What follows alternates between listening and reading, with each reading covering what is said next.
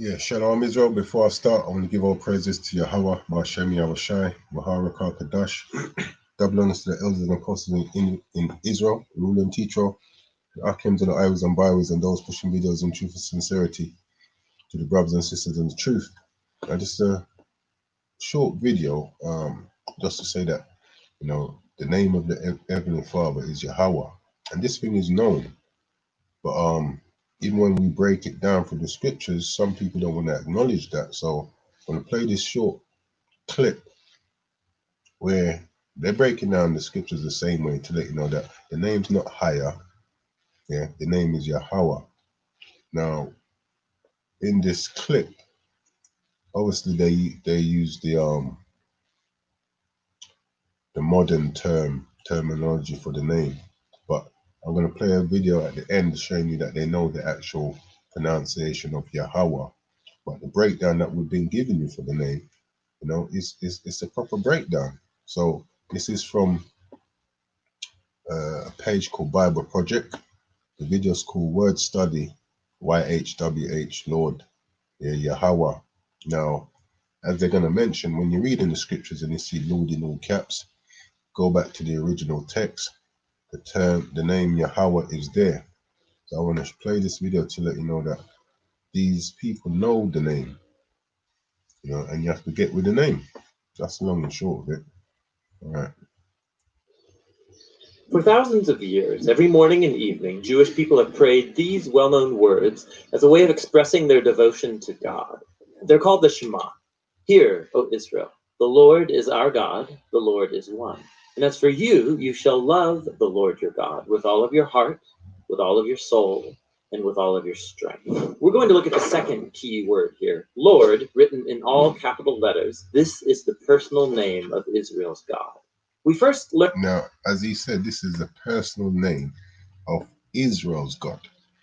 Now, the Most High ain't the power of none of these other nations. The scriptures even tell you that. And he just mentioned that himself. It says, Joel 2:27, and ye shall know that I am in the midst of Israel, that I am Yahweh, your power, and none else. And my people shall never be ashamed. So like Guy just said, this is the personal name of Israel's God. And just drop this back a bit. Yeah, and he's going to break down the name for you. Of Israel's God. We first learn the meaning of this name in the story of Moses and the burning bush in the book of Exodus chapter 3. God appears to Moses and he commissions him to liberate the Israelites from slavery.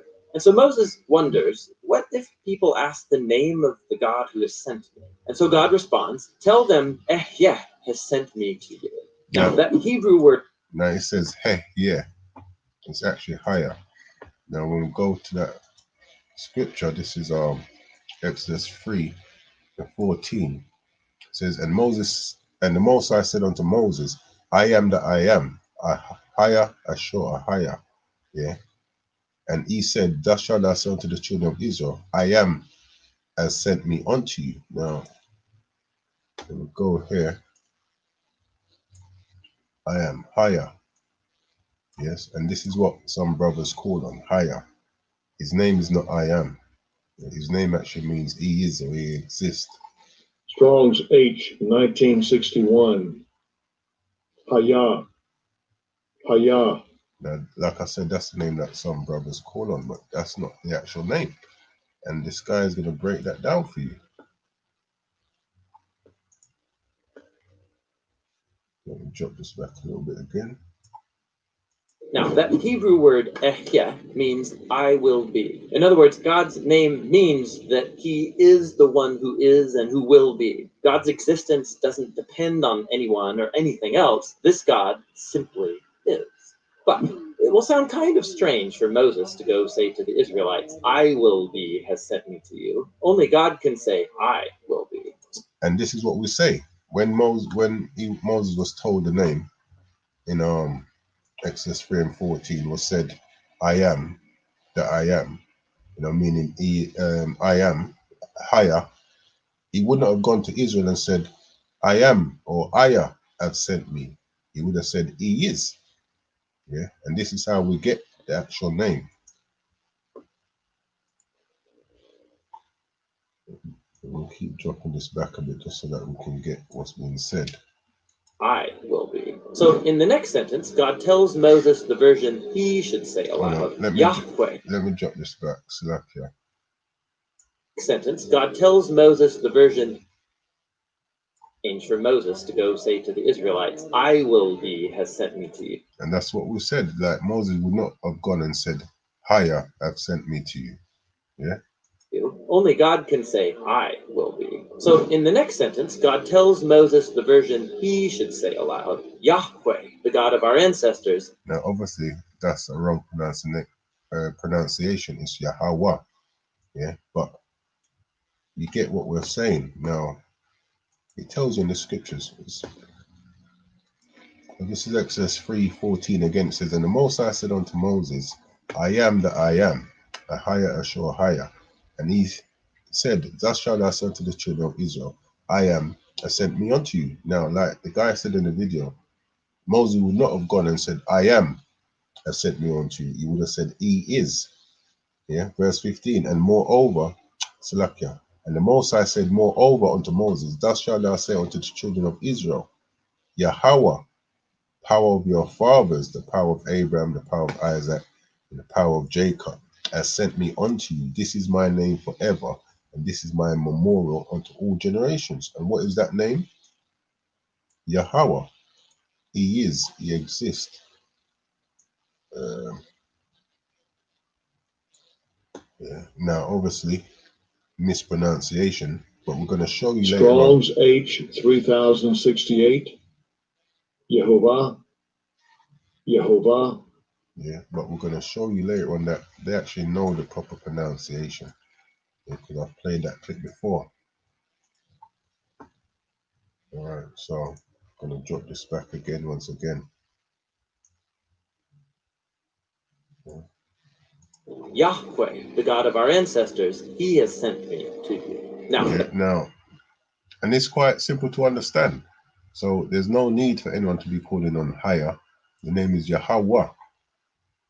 That word Yahweh is the ancient Hebrew form of the verb he will be. And this is the personal name of the God of Israel. It appears over 6,500 times in the Old Testament. Now, we have to remember, when we read Exodus 3:14 and 15, this is Moses speaking to the Most High before he delivered the children out of Israel. He asked him, what name should I say? Who should I say sent me? And he said, Yahweh, this is my name for memorial, yeah, unto all generations. So this is before we were delivered out of Egypt. Now this is after we were delivered out of Egypt. This is in the curses, Deuteronomy chapter 28 and 58. If thou wilt not observe to do all the words of this law that are written in this book, that thou mayest fear this glorious and fearful name, Yahweh, thy power. So why would Moses, straight after he's delivered us, come out and say Yahweh if his name was higher? He would have said higher thy power. Yeah, let's go into this quickly. And like the guy just mentioned, the name is mentioned in the scriptures tons of times. Strong's H 3068. Yehovah. Yehovah. Yeah, we know that's a wrong pronunciation, but we know they're not referring to higher, they're referring to Yahweh. And like I said, this is just after we've been delivered out of Egypt. Moses would not have forgotten the name already, and it wouldn't be throughout the scriptures all that many times. Let's go back to this. Drop this back a little bit again. 100 times in the Old Testament. Hold on. Now, here's over 6,500 times in the Old Testament. Imagine that now. So you spoke to the Most High before word delivered. He gave you the name higher, for argument's sake. Then after we delivered, you're saying don't forget to fear the glorious name Yahweh, which is over 6,500 times in the scriptures. Yeah, the name is not higher, the name is Yahweh, and we're going to show that still. Now, here's what's interesting. Over the centuries, Israelites wanted to honor the sacred nature of this divine name. So, as they read the Hebrew Bible aloud and they came to this name, they stopped saying Yahweh and instead started saying the Hebrew word for Lord, which is Adonai. No? Now, the reason why that happened is because we weren't the one that was calling up on the name. And this is why we now see Lord. And this is Malachi 1:14. But cursed be the deceiver, which as in his flock a male, and boweth and sacrifices unto the Lord a corrupt thing.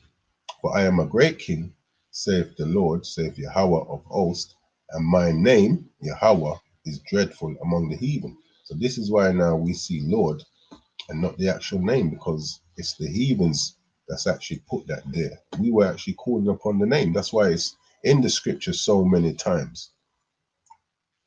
It's saying the Hebrew word for Lord, which is Adonai. Now, this practice has been continued throughout the centuries. And so later, when people started translating the Bible into English, they adopted the same practice. Instead of spelling out the divine name, they translated it as Lord, spelled in all capital letters. Okay, you got that? So now when you read the scriptures and you see Lord in all caps, you go back to the actual text, Yahweh is actually there. Good, because there's more. Ancient Jewish scribes wanted to prevent anyone from even accidentally saying this name aloud when you read the Hebrew Bible. And so they came up with a visual device to remind you to make sure you say Adonai. They took the 4 consonant letters of the divine name. These letters correspond to our English letters, YHWH. Then they inserted the 3 vowels from the word Adonai and combined these together to create an artificial hybrid word, which if you pronounced it, it would say Yahuwah, but no Israelite. See, they're being conniving, Yahweh. They know it's actually Yahweh.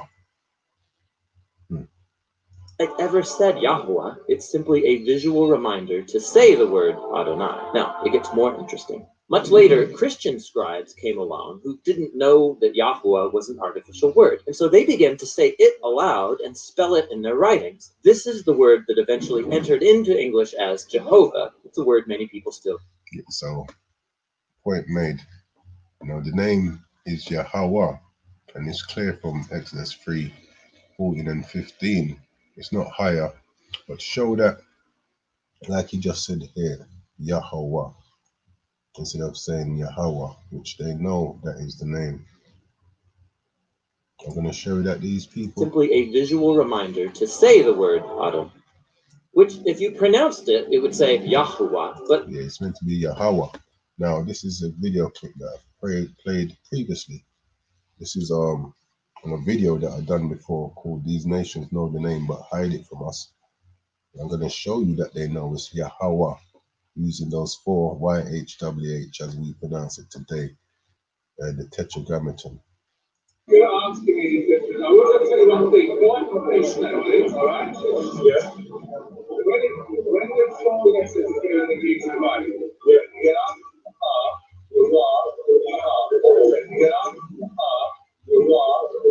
in the Greek Bible, get up, So like I said, the name is clear. There's no need for us to be confused. The name is Yahweh, yeah, the God of Israel. And with that, I'm going to close out and give all praises to Yahweh, Bahashem Yahweh Shai, Wahara Kadash, Kwam Yasha Allah.